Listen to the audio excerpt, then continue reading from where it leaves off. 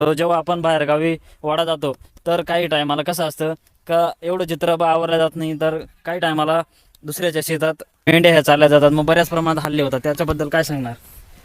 हल्ले असं राहतं आपलं, आपण जर दुसऱ्याचं नुकसान जर झालं तर त्याचं 4 महिन्याचं म्हणजे 12 महिन्याचं पीक राहतं, त्याचं थोडंसं जीवावर येते. त्याला जर समज घातली तर ठीक राहतं. पण काही लोक कसं राहतात, समज घालायच्या विरुद्ध डायरेक्ट मारहाण चालू करतात.